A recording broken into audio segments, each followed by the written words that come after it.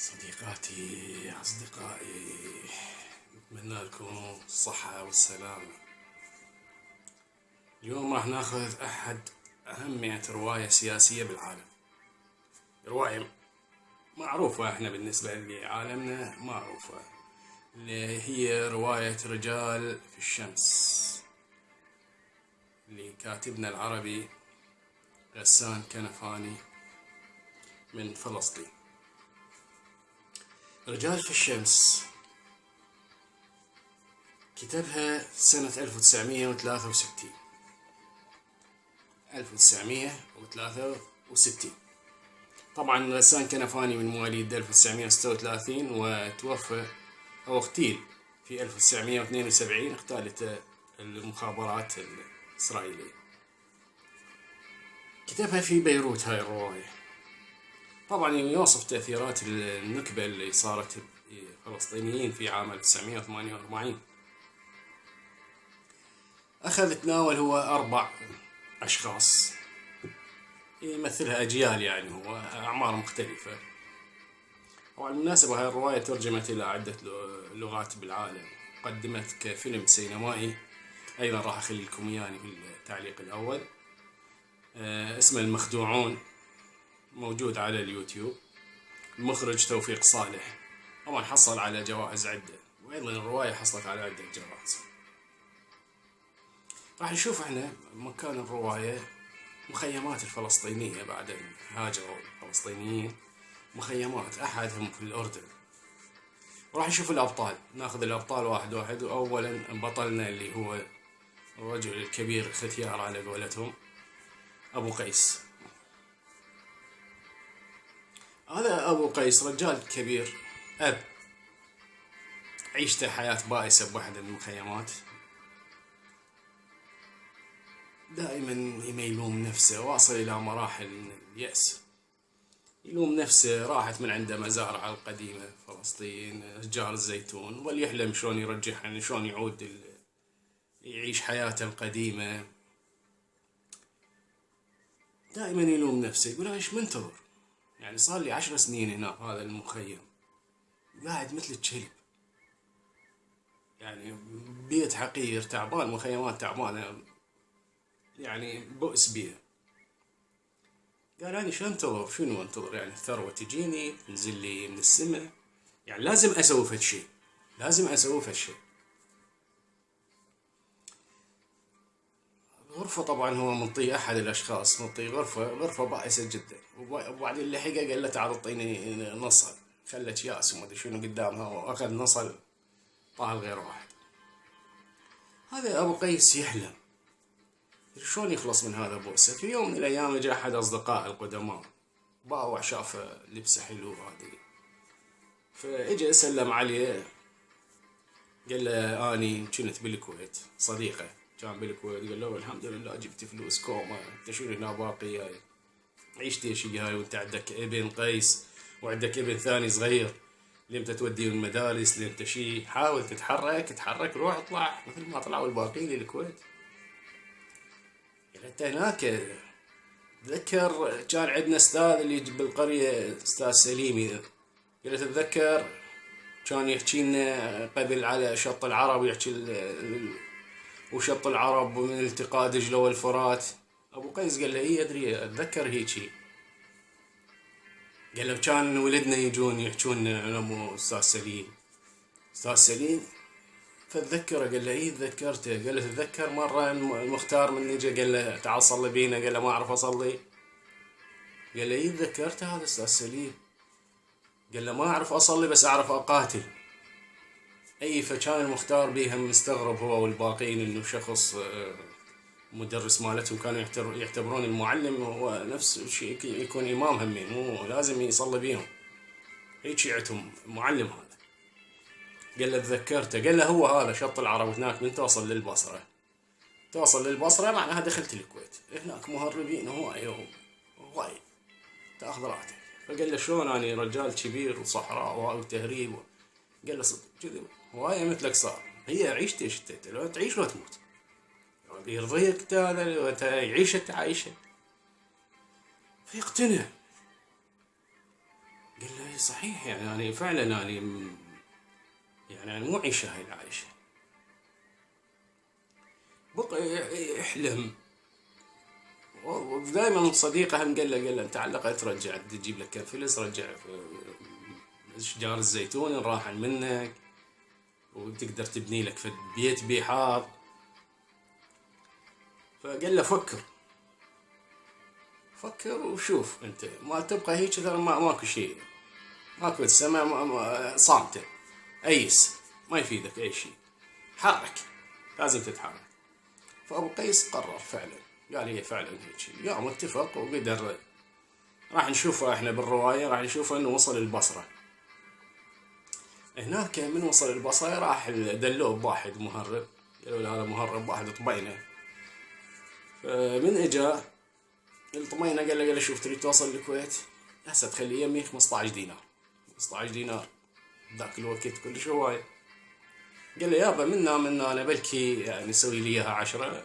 قال له ما روح من يمي، روح من يمي يا حد واحد وياك لو عدل لو ميت وانت تعطيني 10. طرده. وهذا الطبينة هذا ما يهمه، قلبه ميت، ما يهمه تش تفكر احلامك طموحك. فاذله طرده، ظل خطيه يجي يحاول بلكي يعني ما عنده غير هاي 10.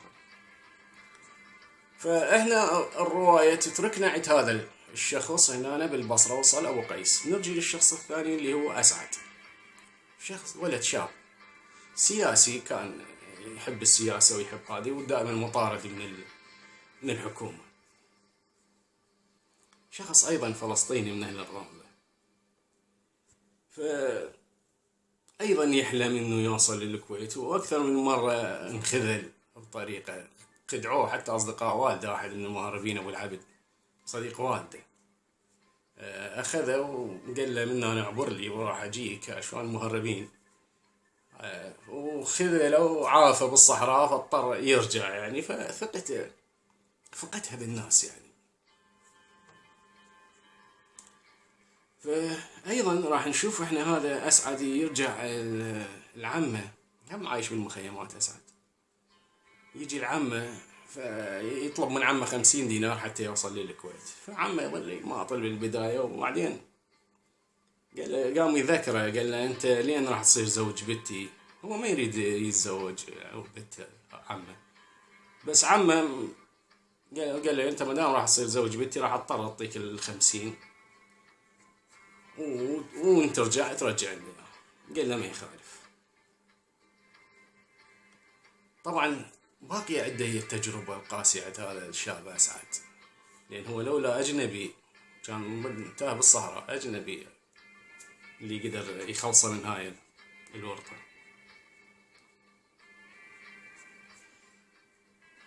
فنشوف أسعد يدخل أيضا يوصل العراق، ومن قصده يوصل للبصرة.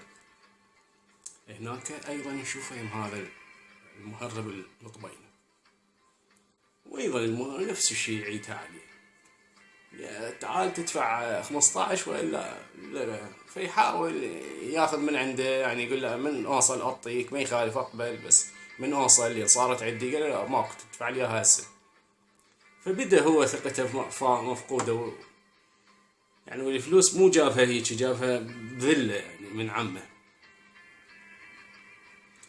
فنشوفه هذا هنا هم راح يترك لنا اياه الروائي عند هذا الشخص، هم خطية يتردد ويرجع ويتوسل. طبعا ندري شخصيتنا الثالثة مروان شخص صغير يعني عمره أقل من 16 سنة. مروان إله قصة، هم قصته غريبة عجيبة يعني، هم من المخيمات طبعا. هم أبوه يبزع من العيشة الصعبة وما يقدر، وعنده أخ، مروان عنده أخ بالكويت كان يدزلهم فلوس يدزلهم، لكن هذا أخوه اللي بالكويت بطل يدزلهم لأن تزوج، حبله وحده وتزوجها هناك. فكتب مروان رسالة قال له بعد ما أدزلكم، بس لا تخبر أهلي أنا متزوج، بس قال له فلوس ما أدزلكم. وطلب من مروان قال له اترك هاي الدراسة وما أدري شنو، طب وما أدري شنو، كلها لا تفيدك ولا شيء، روح اشتغل وأنت عايش العائلة. فمروان مثل يحس بالإهانة يعني. وبقت الكويت عنده حلم. الكويت كانت بذاك الوقت يعني بداية الإعمار عندهم فالناس تحلم يوصلوا لها.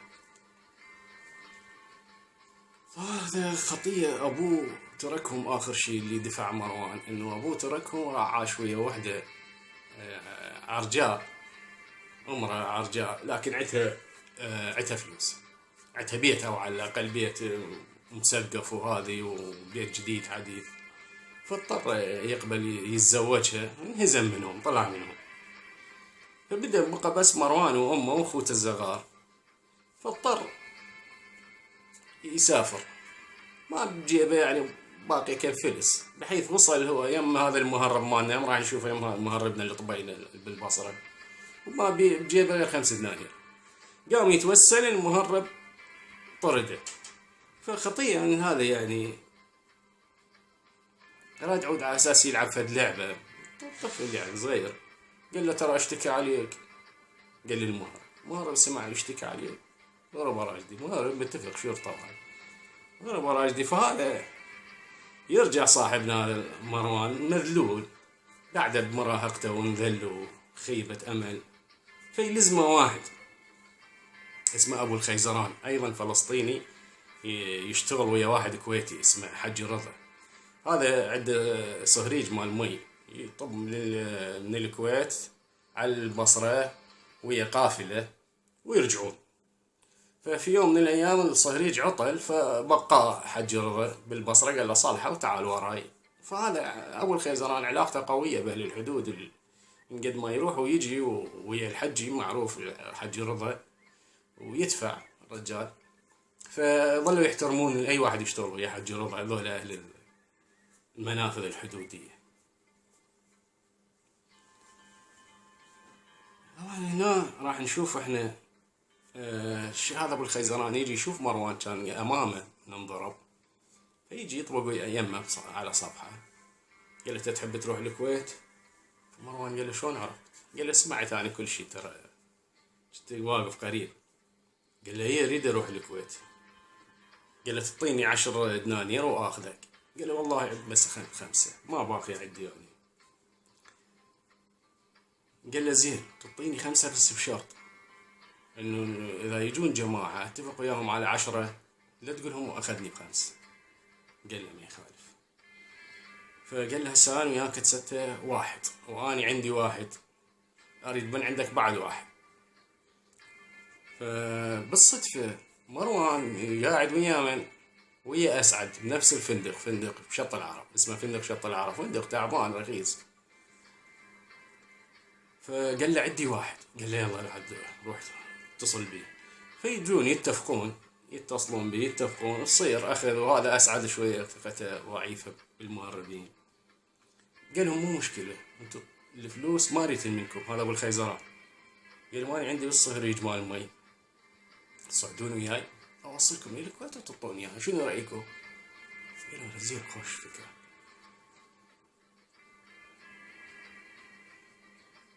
قال لهم نتفق؟ قالوا لا هذا هو نتفق. قال باكر الفجر امر عليكم هنا بالفندق، واجيب وياي ابو قيس رجال كبير ونطلع. قالوا هذا وتوكلنا. طبعا هذا ابو الخيزران يحكينا الرواية عنه، خلفية عنه، انه شخص اشتغل ويا الجيش البريطاني قبل سنة 48، اشتغل 5 سنين وكان سائق متمكن يعني. وبعدين تركها وانضم من المجاهدين بذاك الوقت يعني، المجاهدين الفلسطينيين. تعرض لانفجار قوي، أفقدت الذكر مالته يعني، أصبح عقيم أو مو عقيم يعني، خارج الآية عنين. راحت فقدت رجولته، وظل طول هاي السنوات ياكل بنفسه. قال هسه ايش حصلت؟ بلدي راح، لا حصل، بلدي ضاع ورجولتي ضاعت.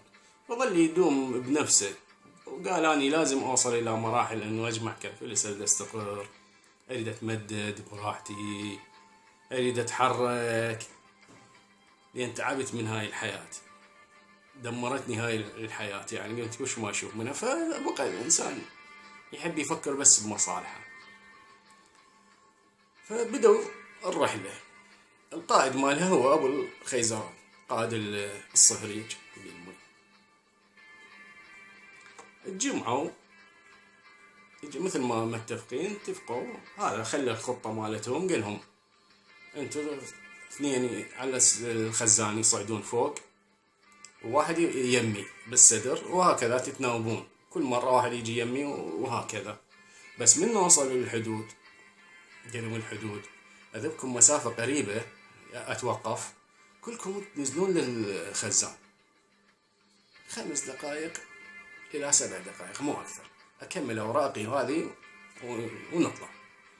وهكذا بالحدود الكويتية نفس الشيء. اتفقنا؟ قالوا لا هذا اتفقنا بالبداية ما قبلوا، خاصة ابو قيس رجال كبير، قال له هذا بهالحر هذا انه بشهر اب، شهر اب بالبصرة وتخليني بخزان؟ قال له اي هذا اللي عندي انا الخزان فارغ ما بي مي بس مزنجر من جوا، شو يسوون يعني؟ ما خيار صعب. قالوا ماني هناك تنزلون انتم قفل الخزان وهذا اللي اقدر اسويه يعني، فما قدامكم يشوفوكم طبعا اكيد راح يلزموكم وتهريب ويلزموني يعني. اتفقوا. بدأت الرحلة الصحراء، بدأت الصحراء بال150 كيلو صحراء وبالبصرة وعلى عجاجة وهذا وشهر آب اللهاب. طبعا هم فوق مشويين شوي ذول الفوق اللي صاعدين اثنين على الخزان اللي هو الصهريج مال المي، خزان فارغ قلنا. مسافة نزلوا هناك قربوا على الحدود العراقية يعني المنفذ صفوان. نزلوا دخلهم مثل ما متفقين، قال لهم تنزعون قمصانكم وتدخلون جوا بالخزان.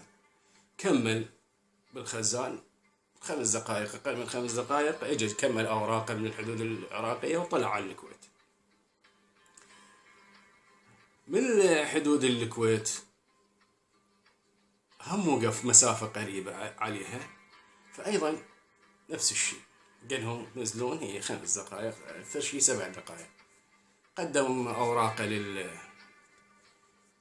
يشتغلون بالمطلع هو، فبدأوا يشاقون وياه يعرفوه من حجي أبو رضا، قاموا يشاقون وياه وقالوا له عرفنا احنا حجي رضا قال لنا كل شيء عليك، انه انت عندك عشيقة راقصة اسمها كوكب مو صح بالبصرة، تبقيت عليها لا عاطل مالتك. فهو بالحالة شلون هيجوا عند الفحولة، بدأ يشرح لهم انه فد شيء، وطبعا كل شيء ماكو كذب.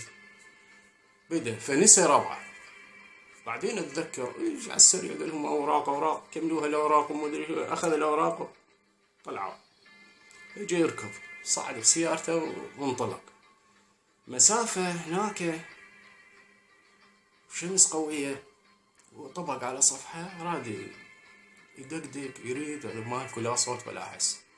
فتح الخزان مال المي باوع، صاع عليهم ابو قيس اسعد مروان ماكو، نزل لقاهم جثث، راحت الاحلام مالتهم متوفين. فبدأ شلون فبدأ يطلعهم واحد واحد، يخليه ويطلعهم من الخزان. طبعا راحت الأحلام، راح الماضي راح المستقبل.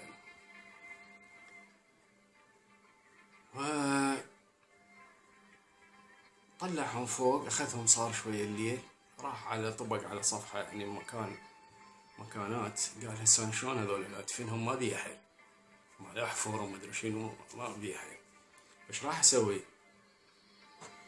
راح أذبهم على كوام مال زبايل. قال اشمرهم هناك، هي البلدية باكر تجي بلدية الكويت وهم يدفنون، هذا يقنع نفسه انه هم هي الحكومة تدفنهم واكيد راح تدفنهم دفنة حقيقية. فراد يروح ذبهم على كوام الزبالة حتى تجي اول سيارة مال البلدية تشوفهم. بعدين رجع قال عتب ذولا فلوسهم ناخذهم، راح رجع نفبشهم. حتى ساعة مروان اخذ هذا مروان الصغير.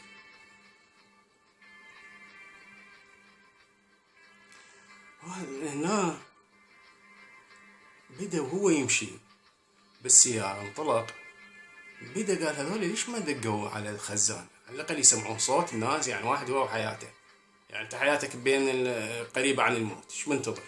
على الاقل دق، يعني هسه حتى البزون تسوي له فشي من تنحصر.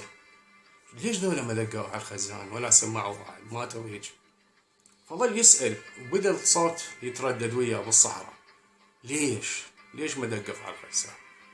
لماذا لم تقرعوا جدران الخزان؟ طبعا هاي لماذا لم تقرعوا جدران الخزان صارت أشبه بالثيمة الهواية هم. فبدأ الصحراء تردد هذا الصوت وينهي لنا إياها الكاتب. احنا شفنا انتهت الكاتب، شفناها قصة ربما عند البعض انه قصة طبيعية، لكن ايش راد بيها؟ هي رواية سياسية. كنفاني أراد أن يرمز لغياب الفعل عن الشعب الفلسطيني. قال للشعب انت شنو تموت ساكت. طبعا هاي ايضا نقدر ناخذها مو بس للفلسطيني، العالم العربي اغلبه، يعني العالم الثالث، واحنا بالعراق بالذات تفيدنا هاي. ليش ما يتحرك؟ منتظر، يعني منتظر موتك شنو؟ يعني كل شيء ماكو، لا صوت لا شيء، هذا ايش منتظر؟ يعني انت هسه هذا اللي قاعد لي بالحواسم مدري وين، ايش تعبان، ايش منتظر شنو؟ تموت بطيء، امراض اكلتك، كورونا اكلتك، يا مستشفيات، شنو؟ ليش ما تطلع؟ ليش ما تطلع تطالب بحقك؟ طبعا هاي إدانة الغسان كنفاني، إدان كل الأطراف. شوف الرواية بال63 طبعا قيادات عاجزة، قال أسباب النكبة في فلسطين قيادات عاجزة عنينة، كل شي ما تقدر تسوي، فاقدة رجولتها، قيادات غايبة خائنة محتارة بيمن هو. شوف الكويت، حتى الكويت رمز اللي هي جنة، قيادات تشتغل يعني يقصد للدول الرجعية، لهذا لأن هو القائد مثل أبو الخيزران، هو القائد قيادة به. وهاي الأجيال أبو قيس الجيل الأول والشباب وهذا كلهم عاجزين، ناس تخلت عن الأرض وانهزمت برواحها تدور خلاصها الفردي، ماتوا كليتهم. يعني هاي يدللك على أن الشعب مستسلم لحد الموت، هو وأحلامه مات. فهي وثيقة إدانة، صرخة إدانة أراد الكاتب لأبطاله بالدرجة الأولى، طبعا أبطاله رموز للأجيال. شوف قيادة اللي هو برمز أبو الخيزران، شالهم وين شمرهم؟ بالزبالة. معناها أنه الشعب ألقوه بمزبلة التاريخ. طبعا هي فعلا وثيقة إدانة قوية. قال هاي المستسلم هذا المكان اللي ما دام أنت مستسلم حتى تقرأ على الخزان ما تريد تدق، هذا مكانك الزبالة وهذا مكانك الصحيح. موت اختار لهم موت ذليل، موت بجبن، بدون أن يكون موت مشرف. يعني قصة تقريبا واقعنا احنا العراقي، يعني كثيرين ماتوا جبن استهزاء. اختار حياة خلاصهم الفردي ساكت، يقول لك انت روح اطلع ثورة، انت روح قاتل، انت روح سوي، انا قاعد لي هنا.